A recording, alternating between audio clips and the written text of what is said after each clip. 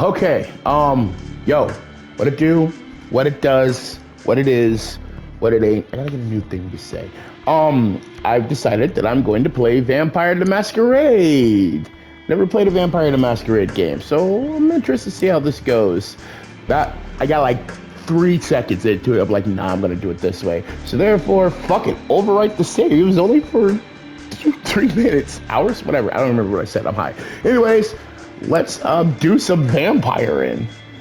A bruja, bruja. I don't know. A rabble rebel. Can't. I don't know about that guy. Ventru. She looks like an ex-girlfriend of mine. Looks just as evil. Hi, Erica. And yeah, whoa, we know which one I'm going for. Okay, I'm sure as hell not to be no black dude named Lamar. So let's do this. Let's just put my name in here. See how that goes. All right. Vampire the Masquerade. I have no idea what I'm getting into, so I'm gonna let you guys, watch with me. New York taught me to believe in fate. Had you asked me about fate back when I was a human, I would have told you it's just a superstitious bullshit. That we're all designers of our own destinies. That belief shattered when the richest woman in the United States, the actual richest one, not a face you've seen on the papers, of course, sank her teeth deep into my neck. It happened in the very same place you're standing right now. By the way, fate? You decide. Please, there's absolutely no need to be hostile. Just listen a little longer. See, my mistake was I flew too close to the sun, and it makes sense that my punishment was to never see its glow again. Without sunscreen and UV glasses. I was incandescent to myself. I was hot shit. Had it all. Money, looks, confidence, connections, men, women, a career, and a spark in my eye. The one you need to be born with. And that's when someone far more powerful than me saw my radiance and thought, I ain't gonna do. She robbed me of the light erupting from within and gave me a subtle, enduring gleam in its place. She decided that would fit me much better, the bitch. She was a ninth generation kindred, just like you, an apex predator. She probably enjoyed teaching me, the peak of human excellence, my real place in the food chain. Sounds kinky. It's such an eyesore when you look at some loudmouth braggart and see them for all they really are. The temptation to teach them a lesson can be unbearable, right? Well, my sire's lesson was a lesson about fate. A message saying, you're eternally doomed to be at the mercy of your sovereigns. Almost drove me to destroy myself. What saved me was the ability to reinterpret her teachings. Hers wasn't a message of doom. It was a message of hope. Fate exists, and one can shape it given the right tools. My sire didn't believe my tools were fitting for the job. She considered them toys, and me just her amusing subject. Well, she's deader than dead now, and I'm still standing right here where she stood when we first met. Ha-ha, bitch! You might have wondered how I learned about your arrival to Jifk Airport. My answer, of course, destiny. As luck would have it, today happened to be a day some of my associates were inspecting the coffins. Driving you here straight from the plane and having you wake up in such an unfamiliar place was a little desperate. I do apologize for it. But it's so rare for you to visit New York. 3 times in the last 15 years, was it? And you're never eager to inform me you're here. I understand you still have the meeting on 53rd Street later tonight, so I'll provide a comfortable transport. I value our relationship very much, don't get me wrong. But it's precisely because I value it that I'm going to ask you to repay the favor you owe me. You're the only one I trust to do the job well, and without attracting attention. You might think I'm crazy asking you to breach the rules of our society like this. You might think it's impossible to get away with it unpunished. But this is New York. I don't know about other cities, but in this one, fate really does exist. And right now, it's smiling in your favor.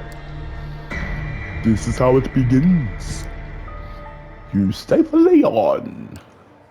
It's been a slow evening. A little bit of red liquid left in your glass and the crumbs on your plate remind you that, if nothing else, these art exhibitions at least come with some decent wine and legit catering. And yet, it's fun to talk about your work on display, even if you end up discussing it with pretty much the same people at each such occasion. You've already met that one critic who keeps telling you, with self-assured authority, how you should pursue a different artistic avenue. Fuck that guy. Then there's the obligatory doe-eyed art student who's oh so impressed with your technique. Yeah, seriously, fuck that dude. To be fair, you're not all that happy with your latest piece. But hey, it's not the worst thing you've seen tonight. That ignoble, dubious honor belongs to the other paintings on display. And yet, its author, currently being paraded around by his rich parents, has barely been able to grab a bite of the fancy canapes. So many sycophants to meet, so little time. For a moment, you think maybe it's not worth it. Maybe you should take the critic's advice, cut your losses, sell to some corporation and get it over with. And yet, as if the universe wanted you to validate that train of thought, that's the exact moment your sister, Emma, decides to pop up in your view. Hold on. So, let me get this straight. Cushy corporate jobs are selling out, but supporting a billionaire's vanity project is totally fine with you? Hi, Em. You absolutely despise her as an artist. While you're struggling to uphold some nebulous ideals of what art is meant to be, she's perfecting her ways of mooching off the system. Shamelessly preying on little-known street artists and niche internet memes as she repackages them as bourgeois-friendly collages. So it's perhaps no wonder that the NYT has recently dubbed her a mind-blowing explorer of digital art's extreme possibilities. But in spite of it all, you absolutely love her as a person, even as you welcome her by smacking the back of her head, a gesture meant to convey nothing but deep affection. No, but seriously, supporting an artist my ass. I don't know what kind of money you got for this project, but I doubt it was even a fraction of what's going to be worth in tax benefits. The gallery owner actually said if he had to choose his most valuable audience, it would be the IRS, and I'm pretty sure he was only half kidding. You mumbled a non-answer, then segue to a different subject, trying to preemptively quell her repeated offers to get you a steady job. Of course, she provides an assistant as ever. You know, sometimes I just don't get you. On one hand, you wouldn't be caught dead taking money from the inevitable winner of the culture wars. On the other, if someone gave you a chance to collaborate on some dumbass Oscar bait flick sponsored by Larry Ellison's bailout fund, you'd do that shit for free. She rolls her eyes and asks, do you know the only difference between the art scene and the culture industry? The culture industry actually pays for your bills. As expected, someone who's given up on her attempts to infuse her work with any sort of enduring quality and decided to just keep responding to the zeitgeist. She claims to happily accept the fact that after she dies, both she and her work will both end up in a landfill. When you respond to that, you prefer chasing a 1 in a million chance to immortalize yourself. She claims it reeks of an overinflated ego. But you've been down this road too many times before and managed to accept she'll never understand what's truly important to you. Slowly but surely, you move on to more agreeable topics. Your plans to finally get hammered together, or the most recent crop of garbage Netflix shows your friends have tricked you into trying out. Fucking Ozark. Alright, I gotta go. I gotta date. She peeks at a bunch of middle-aged men in expensive suits who have stopped pretending to care about the exhibition and are exchanging the worst lecherous jokes they've got in their stale repertoire. Have fun with your friends, clash trader, bitch. She gives you a hug, heads for a nearby elevator. She goes to the pleasant part of the evening. Still, you decide to delay the inevitable and catch a quick smoke break. Fucking preach. Truth be told, people aren't exactly lining up to chat about your work anyway. As you leave your post, you start tapping your pockets in search of a lighter. Instead, you find a $100 bill you were absolutely sure wasn't there before.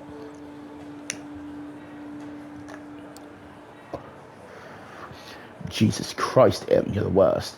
And the best. You feel your cheeks turn red, but you gratefully put the money in your wallet and move outside. When you reach the balcony, you look out at New York and light the second last cigarette left in the pack. I hate how relatable this is already. You're alone. It's not silent. The metropolitan hub is ever present, even this high up. But it's a good deal more intimate than what's behind your back. You lean over the railing and look down. The streetlights beckon more than usual. In your mind's eye, you see yourself as your final artwork, beautifully splattered all over the pavement. Dark. Working title, Delusions of Grandeur. The author, a brilliant artistic soul crushed by unfeeling reality, gone too soon. You chuckle and flick a cigarette in the air. How? Did you suck that thing down already? I just lit mine. Freshened up by the night's cool breeze, you squeeze back into the stuffy interior. You barely make it a few steps before lethargy sets in. Like you never left. Still, something in the room feels different. Your eyes are drawn to a handsome young man, neatly dressed and groomed, excluding the air of a true artiste. And the best part? He's intently looking at your painting. Is this dude gonna try to riz me? The gallery is almost like an art installation itself. Now, people standing in silent awe. The guy like a beacon, drawing everybody's attention. Oh yeah, I'm definitely about to get rizzed. Hushed conversations about the guests can be heard from every corner of the gallery. Your heart is pounding with excitement, and you approach feeling like a kid trying to get close to a deer in the woods. But afraid, you're scared away. The man turns to you and stops you in your tracks, entranced. So this is one of your pieces. You manage to mumble an affirmation. Tell me about it, please. As you start discussing your inspiration, technique, and process, the man's eyes lock onto the painting again. He keeps interjecting, making knowing remarks. This guy gets it. He really does. The world around you disappears. You'll say anything, do anything to keep his attention on you. But you realize you don't need to. He's into your art. He's into you.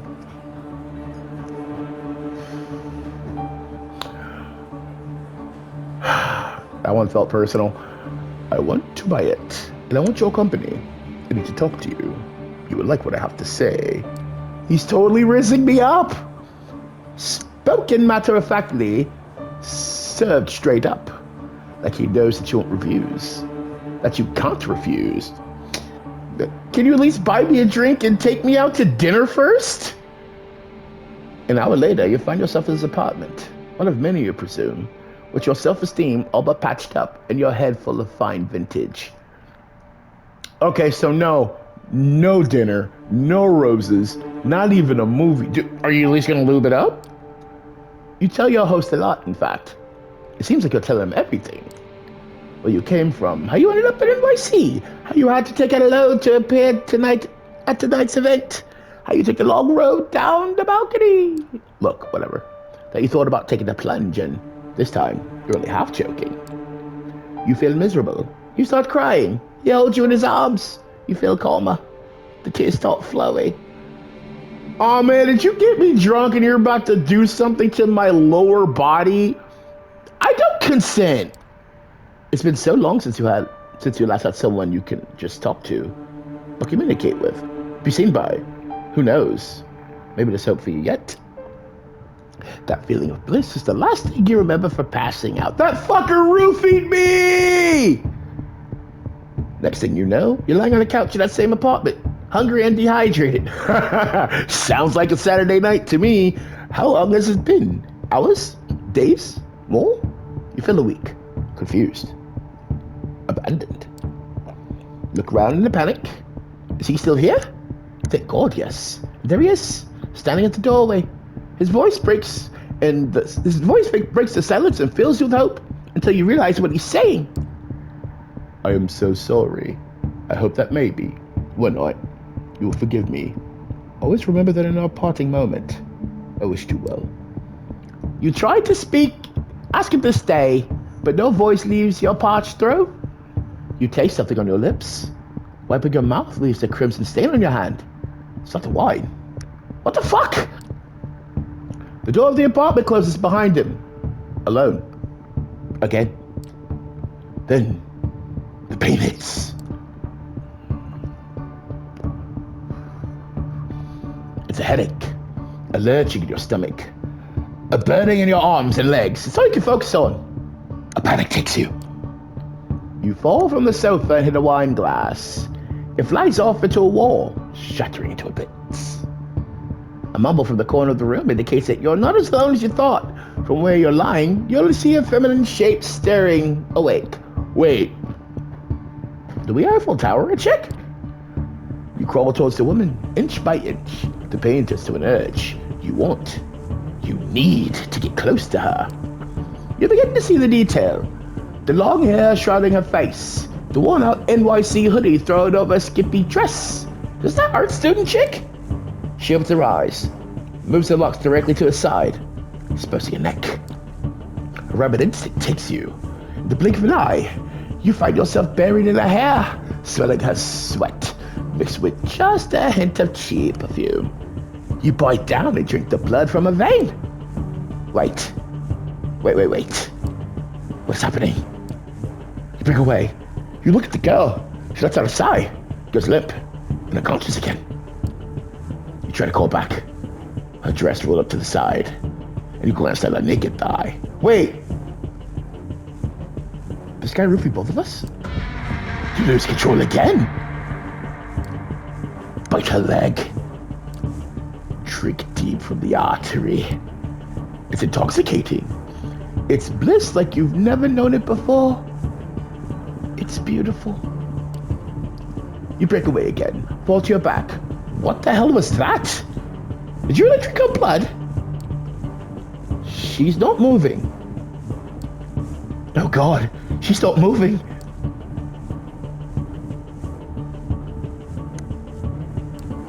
You check her pulse. She's cold to the touch. Nothing. No heartbeat. No sign of breathing.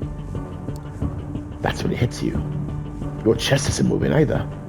Your heart is not beating. You are cold to the touch. You reach for your phone. It's not there. Where did you leave it? Or maybe you took it. Impossible to say. You still around the apartment, but find nothing you could use to call for help. You need to get out of there. Now. You look outside the window. You're high above the streets. There's no balcony. And the building's exterior is glass almost all the way down. You'd never survive the jump. But maybe that's precisely why you should leave the room this way. You just killed someone. Your life is essentially over. A sickening void is opening in your stomach, warning you that your reality is about to turn to an unbearable hell. A voice in the back of your head tells you that the smartest course of action is to take the leap before it does. And the more you argue with it, the more reasonable it sounds. You're just about ready to pick up one of the chairs and try to break the window when you hear the clicking of keys in the lock. You freeze into place. This is bad. Your thoughts start racing desperately, but instead of a rational course of action, only visions of false hope come to your mind. Wait, what if it's him? What if he's had to change your heart? What if he sent someone for me? You almost feel your heart beating again with excitement as the doors open. Almost. But not quite. A man enters, but not the one you expected. He's tall, broad-shouldered, handsome with darkish skin. His suit is stylish and immaculate. You've never seen him in your life, but you immediately see past his sharp looks to see his sharper nature. He's a predator, and if you're not careful, you might become his prey. Good evening, cuz. I'm here to pick you up. A deep, emotionless voice. He turns his eye to a lifeless body of the girl in NYC hoodie and raises an eyebrow. Yo, this ain't what it look like. Yo, it ain't what you look like. You gotta help me, bruh. That's what I'm here for. After a fashion. He approaches the bed to examine the corpse from up close. Well, that's unfortunate, but preferable for going insane from hunger. Quite a nice gesture, actually. If troublesome. He briefly looks at you with something like pity in his eyes, then changes his expression to a perfectly blank one. Hey, yo, I know you see in your current situation as something not the ordinary, but I met hundreds of lost sheep like you, and you see they tended to fall into two categories. First was the smart ones, those who carefully obey my every word and ain't pull off no stupid stunts. Always got where they need to go safe and sound. Then there was the dumb ones, punks who thought they could take me on, wise guys who tried to contact somebody secretly without permission, troublemakers who tried to run off or make a scene. None of them got to their destination in one piece. In fact, a lot of them never reached that destination at all. The man talks in a bored, professional tone, giving off an impression that he really has delivered the speech countless of times by now. So you see, despite being a smart person, I'm a Mets fan. I love baseball. Inspired me to come up with a 3-strike system to determine if someone's dumb. You get on my nerves 1 or 2 times, I understand. I always perform well in stressful circumstances. You do it 3 times though, understand there ain't no excuse, ain't no forgiveness, ain't no mercy. His presence changes ever so slightly. Say I understand, sir, right now. You feel an overwhelming, barely resistible urge to fulfill this demand. Okay, look, I'm torn, because 2 of these are shit I would say. Number 1, with a bullet. Fuck you, sir. I understand, sir. Fuck is you talking about? Fuck is you talking about? What's going on? My guy, what's happening right now? No. And that's your first strike. Alright. Anyone elected from? Inform about your current situation and tell him you are it. He flashes his fangs briefly as he talks, and for some reason, the sight causes a chill to run down his spine. Something's wrong with him. Someone closest to you?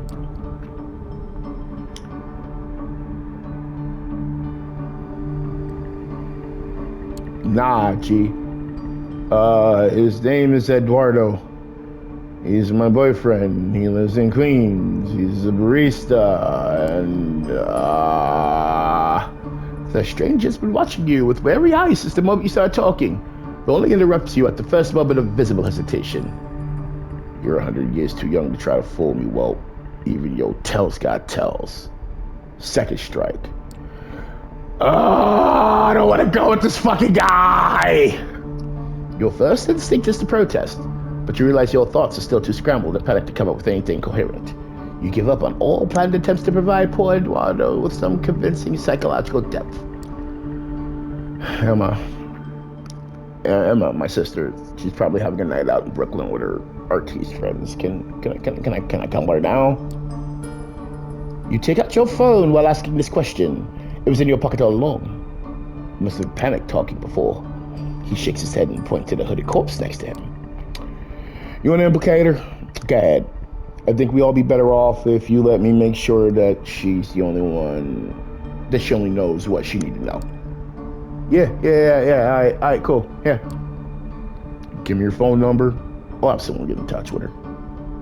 You oblige and hand him the smartphone so that he can copy the number from your list of contacts. This is probably stupid. Thank you. This will be useful in illustrating my next point. Instead of giving you back your phone, the man hides it in his pocket. From this night onwards, you are subject to different laws than the one you grew up with, and you will be watched by many eyes to ensure that these laws is respected. You are forbidden from letting anyone know you're still alive. You're forbidden from showing your face anywhere. They know if anyone comes to search for you, it's over, both for you and them. He interrupts his monotone recitation to stare deep into your eyes. So if you don't want to be someone to find your poor, if you don't want somebody to find your poor sister body in the Hudson, cooperate. Sight of his fangs again, and another physical flight to fate response. You played right into his hands, putting him in danger. I can only hope that you care for her enough to not do anything selfish. By now, you are absolutely sure he's just toying with you, provoking you just to feel on your reactions. He hasn't told you where you're going yet, but he's already made it abundantly clear that a lot of people struggled hard to avoid getting there. You'd be far more eager to cooperate if he never raised the subject. But he made a point to make you fear the unknown. He's pushing you, but to what end? What does he want to... Does he want to intimidate you into complete submission? Is he hoping you'd give him an excuse to get rid of you? Or maybe he's testing you, forcing you to show what you're made of. Somehow, he makes all these options seem plausible at once. Alright, that's enough lectures for today. He takes a glance at his silver watch. It's Patek Philippe, the kind of brand mere mortals never see outside of luxury lifestyle magazines. Just who are you dealing with here? Alright, look, it's past 3. Sun's about to come up, and we ain't got much time. Let's go. We need to leave so we can clean up around her. He turns his back on you to unlock the door. I want 2 strikes, nigga. No, I'm good. Okay. You obediently follow him out the room before he locks it again. You manage to take a final glimpse at the corpse. Man, she was thick too. You feel a pang of conscience, but not because of your victim's horrible fate. It's because you don't feel guilty, even though you know you should. Something important said if you that was still there yesterday has definitely died tonight. You'd wonder if you'd even recognize yourself in the mirror. You're about to find out something funny. The stranger shows you to the elevator. You go to the ground floor. During an awkward ride, your dazed and confused mind desperately searches for a glimmer of hope, and eventually comes across one. Maybe you'll find the man you met earlier this night.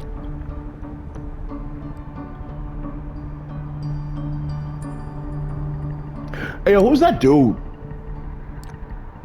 That's what I like to know. As of yet, he's unidentified. They've left no trace, and it's obvious they ain't planning to come back for you. If, and that's a big if, you ever see them again. It'll be tomorrow. And probably the last time. For the last time? What you mean for the last time? His face is inscrutable. I said what I said. All I can add for the now is tomorrow's the big night for you. Elevator opens to an empty hall. You walk outside past the night's security post, which is empty. The cold night air reminds you of the balcony just a few hours ago. The man motions to a black Cadillac Escalade. Take a seat in the back, please. You get inside. The man closes the car door behind you. You hear a click as it locks. The Cadillac is almost entirely dark. The side windows seem lightproof. The man gets into the driver's seat, starts the engine, and drives away without comment. Alright, where are we going, cuz? Safe place. Forgive me. Not in a talkative mood. This won't be a long drive. Patience. Dead silence fills the car. You close your eyelids and sink back into your thoughts. A blurry afterimage of the man who brought you a painting is still there. Strange. Never felt this way about anyone. You got sired, son. It makes you happy, even though you have the nagging thought that there's something fundamentally abusive about this attraction. You don't even know half. But then the girl's hair spilled over the purple hoodie, and her blood spilled all over the cold floor. Come to sharp focus. You wince. You want to cry. But it's after there was no more tears left in you. My man took my blood and my tears? Nah, gee, that shit's hardcore. After what feels like an eternity, the car comes to a stop. You get out to the underground parking lot. It's ugly. It's an ugly concrete gray thing. Empty. But for the car you came in, it looks like there's room beyond the metal. Looks like there's a room beyond the metal door in the wall. Guess you'll live to see another night. Follow me. He opens the metal door and lets you inside. Here we are. These are your lodgings for the night. You're hungry? Again. Take a look in the fridge. Tomorrow I'll come pick you up. The cramped room has no windows, just a simple bed, a single light bulb hanging from the ceiling, a small humming fridge, and a rattling AC fan in the wall. It has all the coziness of a solitary prison cell. You'll notice claw marks on the other side of the entrance door. I need medical help. Dude, I can't feel myself breathing. I can't sense my heartbeat. Like, I need to go to a hospital, bruh. You're gonna be fine. Look, normally I lose my nerve right about now and things would get nasty. But I get it. You're scared. You don't understand what happened here. Trust me. You're gonna learn more tomorrow. But right now, I need you to rest. And trust me, you need to rest. He gestures inside the room. Finding no more willpower to resist, you step inside. The stranger nods contentedly. Then, he locks the door behind you. It looks very secure and sturdy. You open the fridge. There's a single plastic bag there, filled with red liquid, unlabeled. To make the soup, you feel sick to your stomach. Best leave it for now. You lay down in the bed. It's a simple mattress on a metal frame, kind of grimy and damp. Seeing it makes you grimace, but you're just too tired not to lie down. Your entire body hurts. A dull feeling that makes you feel heavy. This accent is horrible. Why did I stick with this? Oh God, I'm stuck with this for the whole thing. Fuck it. You feel vulnerable and lonely. Usually, when that happened, you turn your attention to the painting. Turn your attention to painting, just to not think about the alternative. Your family upbringing left you with no skills, but artistic talent. Creating art used to be something of an unpleasant duty. Somewhere along the line, though, it became the only weapon you had to fight with existential despair. Some of your best work was created in lieu of impotently crying in bed. Hell, you're pretty sure a few of these pieces had your tears mixed in with the paint, like the painting that led your whole night to this. You look back at your life, and it starts looking like a downward spiral. You're so tired, your entire body tenses up, and before you know it, you drift away into oblivion. You wake up. That in itself is a surprise. You barely remember when you drifted off. It didn't quite feel like sleep, more like plummeting into an endless void. You imagine that's how death feels like. The room's unchanged. Lamp's still on. AC still rattling. The refrigerator's still humming. You take a look at your watch. It's almost 9 p.m. You slept for 17 hours straight. Maybe you died. Maybe your breath is gone. Maybe you died. Your breath is gone. You feel no thumping in your chest. Does that qualify as dead if you're still conscious? You're not sure about that, but you're certain about one thing. You're hungry. And it's not your stomach rumbling, though. It's a need that starts somewhere in your abdomen and spreads to your chest, throat, and back of the head. You open the fridge. The bag's still there. Take a closer look at it. If it's soup, then its color and texture off. You pull the cork out, take a whiff. You recognize the smell immediately. Holy shitballs. Just no mistaking it. It's backed blood.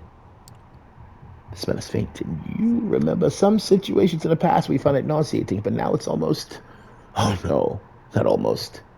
It is enticing.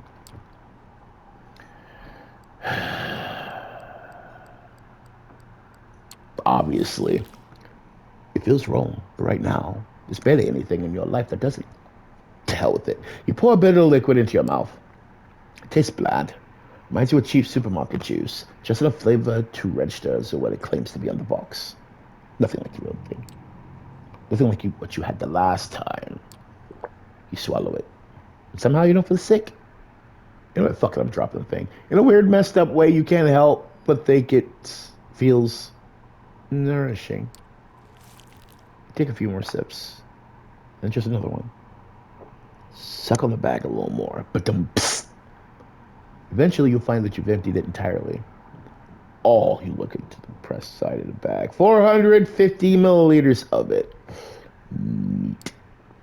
Even with its blandness, you still feel like having more. You realize your body longs for that intoxicating high you felt when an image of that corpse crosses your mind, causing you to wince. What have you become? Try to piece your thoughts together, make sense of it all. When you hear the lock click and you see the door open, standing there is the well-dressed stranger you met yesterday. Immaculate suit again. That predatory look, like a hawk on a hunt. But somehow more relaxed tonight. So, like a tamed hawk, maybe. Good evening. You sleep well. He notices the discarded empty bag. So you had a bit of a snack.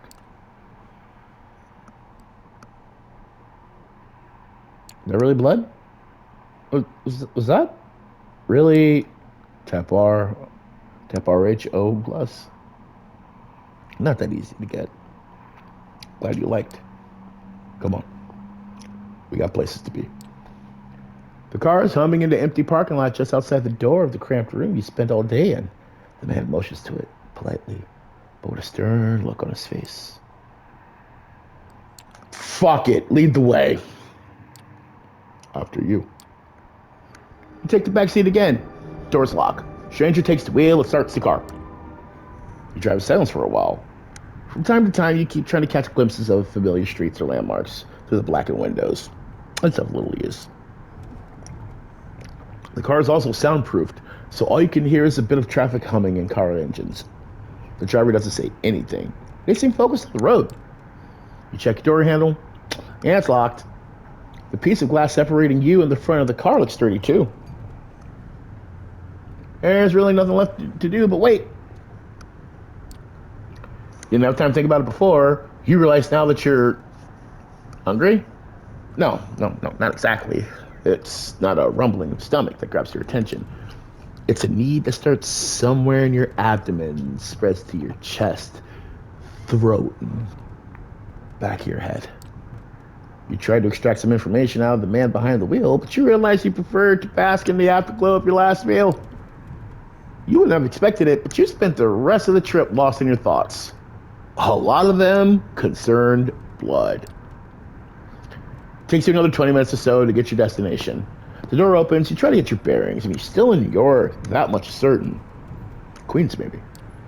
Wait, you know exactly where you are. The nice-looking two-story building has a logo you immediately recognize. The Art Hole, the avant-garde gallery. Used to hold that collection of bag, viscera, and body parts by...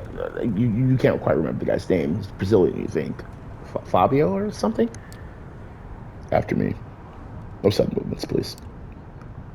You've never been inside. Not quite your style. But the place is quite the cult following. You keep racking your brain for more facts, hoping they'll help you with whatever you got into.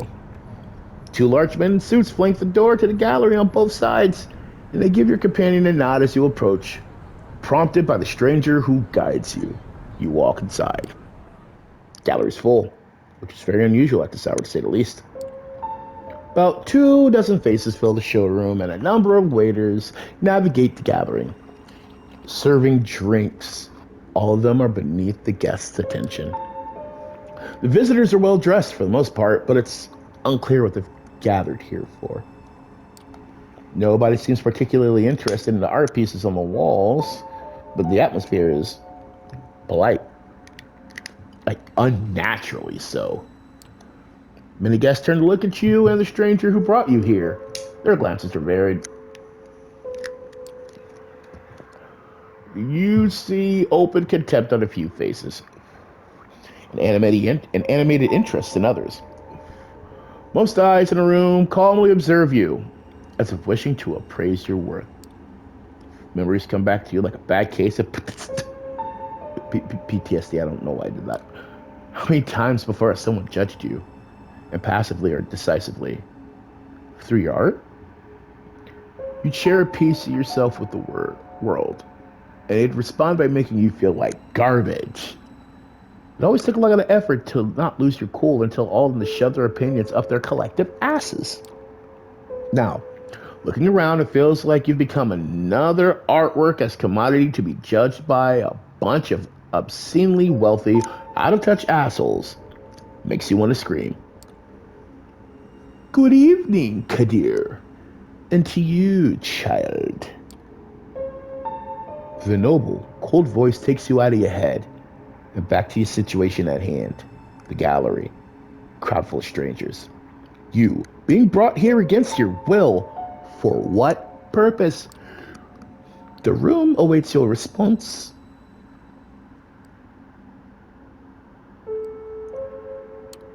Good evening, Miss. You are addressing the Prince of New York City.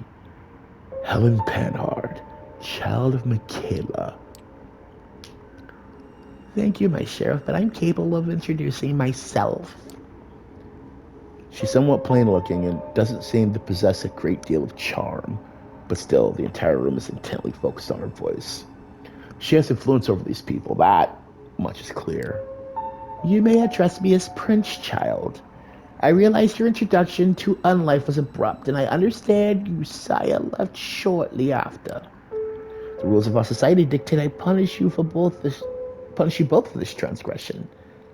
A murmur of agreement, maybe, can be heard from the gathered audience. But I am willing to listen to what our loyal sheriff has to say about the circumstances of your embrace first.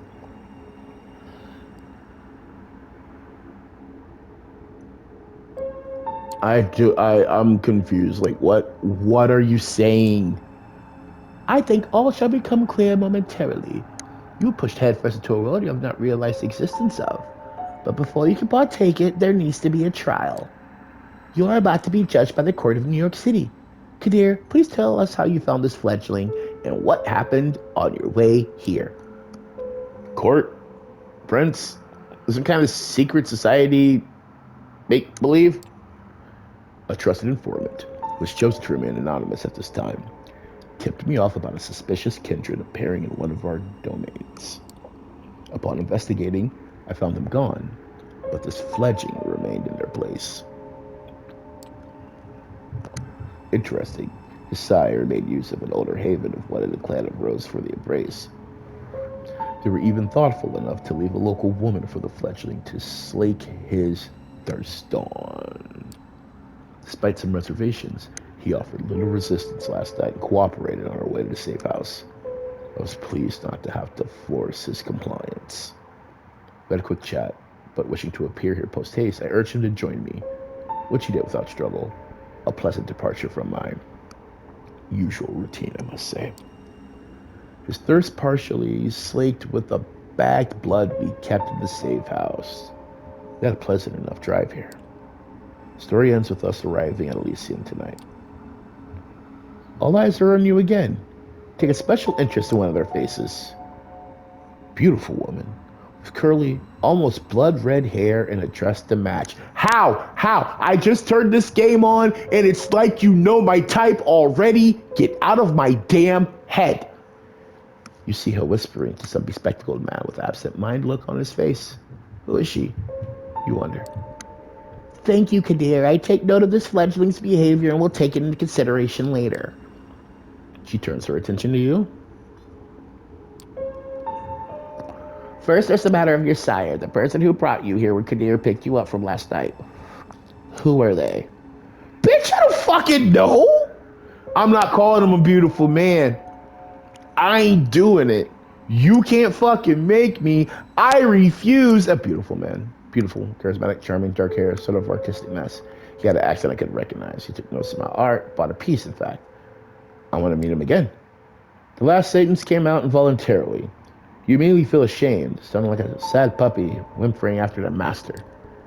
Yes, you do want to meet that man again. It's an urge deeper than you've ever felt. Maybe even love? Hey, we don't love these hoes. Exactly. That's idiotic. He ain't ever introduced himself to you. He used you. That asshole just plain used you. For what? And it wasn't the pipe. Now that I mentioned, a lot of my farts are sounding like whistles. We'll address that later. Well, Kadir, does that sound familiar? No, it does not. Or at least not familiar enough. I will continue the search after we're done here. Can I go now? I told you what I know. Like, can I bounce? No. Definitely not.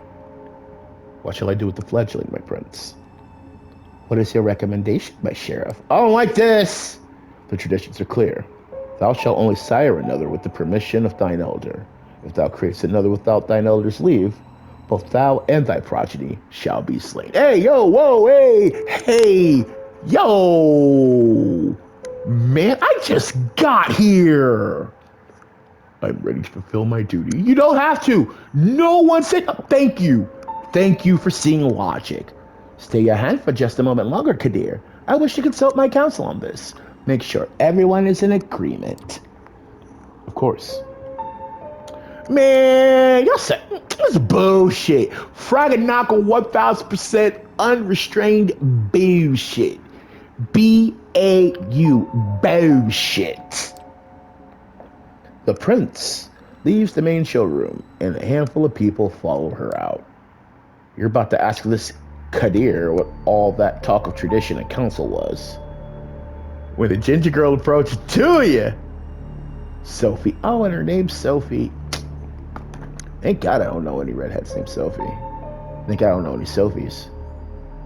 Only know one redhead. She hates my face. Inner monologue for later. Sheriff, I was wondering if I could have the word with the fledgling. Uh-huh. What for? Mind your business, bro. Let me cook. She lowers her voice in response. Come now, Kadir. We all know what the verdict's going to be. Let me speak to them. You might not have to stay in your hands tonight after all.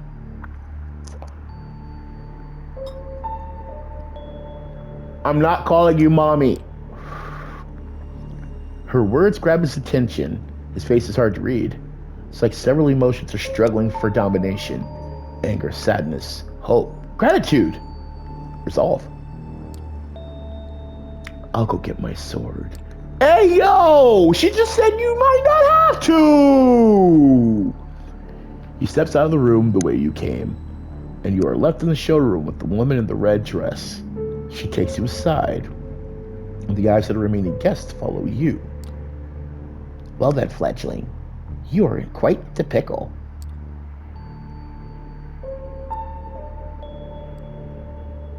I still don't know what the hell's going on. What do you mean? I still don't understand what my crime is here. Poor thing. This really isn't your fault, but if you want to get out of here in one piece, you need to understand one crucial fact that seems to eluded your grasp. Last night you became a vampire. No shit! That's the incorrect response. It's no shit, but wait, what? Oh yes. I'm aware of how ridiculous that sounds. It's the reason why we have these nicer words for it. Kindred, being embraced, having a sire.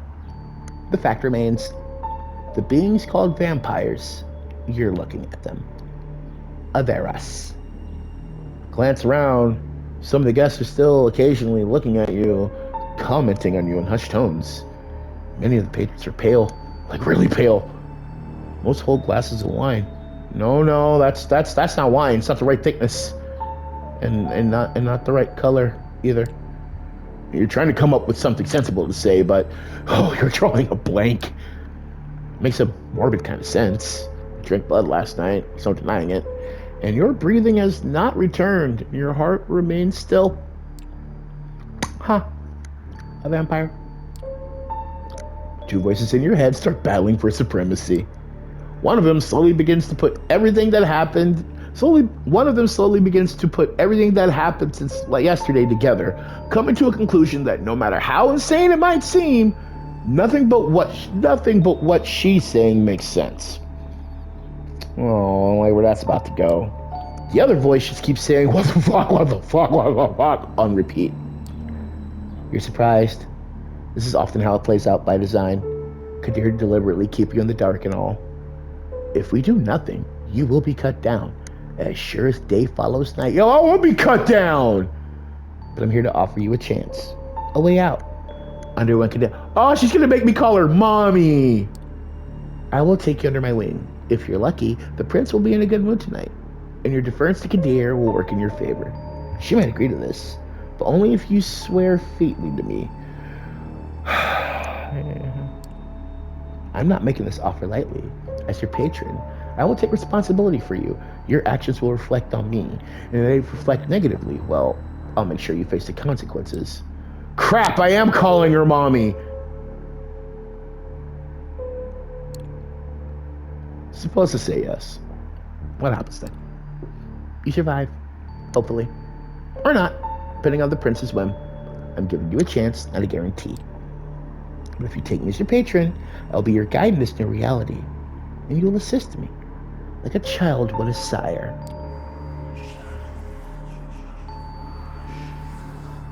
Yo, I'm having some funky emotions right now. We will deal with them later, just not here. Steps and hushed voices can be heard from the side room. It seems the prince and her council are ready to return to the showroom. Kadir appears from downstairs as well and starts walking towards you. Hey, yo, bro, put that fucking sword away. What are you doing right now?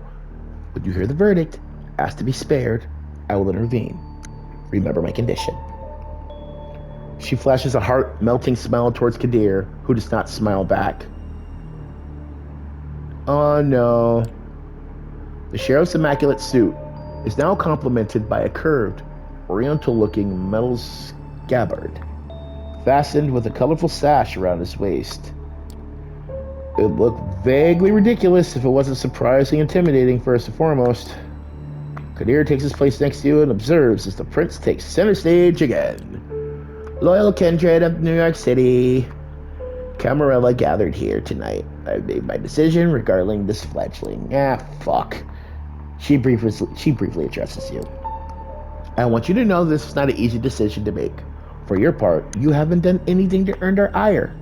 I do fear a genuine sorrow for what must be done. Oh, come the fuck up. You ain't even talked to me about it.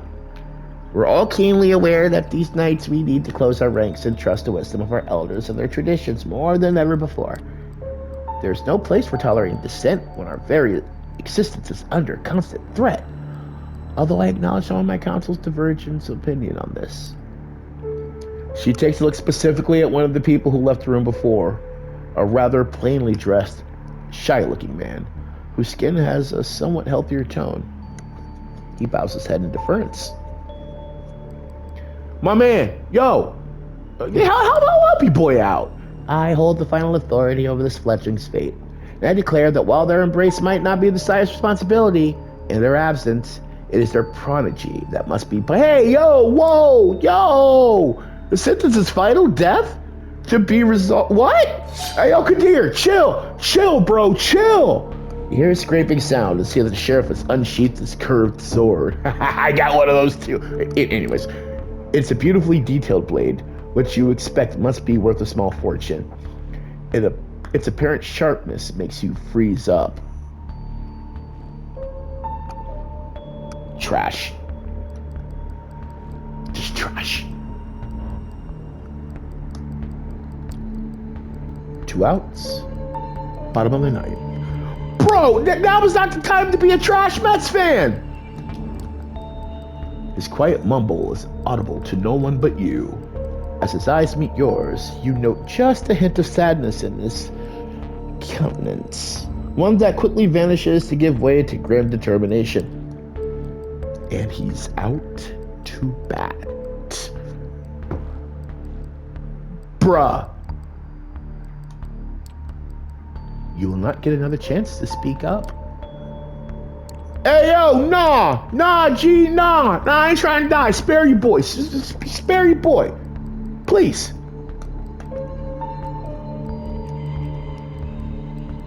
What just happened? Whatever. At first, the prince looks somewhat annoyed at the distraction. He stays quiet for a bit, measuring the mood in the room. The board elites suddenly look at you with aroused interest, some of them dismayed at not seeing the bloodshed, but all intrigued by the unsuspected twist, whatever. The prince nods. Well, let's hear it. Sophie takes a few steps forward. All eyes are on her now. But Kadir's hand is heavy on your shoulder. It makes it clear you will not take advantage of this distraction. My prince, while the traditions are clear, I believe that the proper context should be observed in addition to the letter of our laws. This fledgling is a burden, but with proper guidance, it can become an asset to our domain. Am I to understand that you are volunteering to take this sireless child under your protection? Yes, I happen to think they might hold a potential that would be unfortunate to waste. I do expect their full cooperation, of course. Whispers can be heard again, an incredulous voice or two. Just hush, just behead the fucker. Some suppressed exclamations of surprise. Silence! I ask all of you to make a note of this moment. I might be persuaded to bend one tradition in this child's favor, but another will have to be enforced even firmly in its stead. Until thy progeny shall be released, thou shalt command them in all things. The sins are thine to endure. Are you certain that's a responsibility you wish to shoulder, Miss Langley? I'm willing to guide this fledgling and add a valuable ally to our sect in a time of need. Yes, but I'd like to receive the right of destruction over them, if it pleases you. Oh.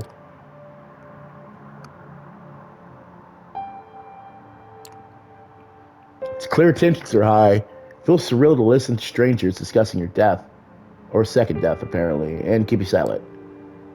You decide it's for the best to let Sophie handle this alone and not interject. You have no idea how to handle this eyes wide shut crowd. The prince looks at you as if weighing your word, takes another good measure of the room before she speaks again.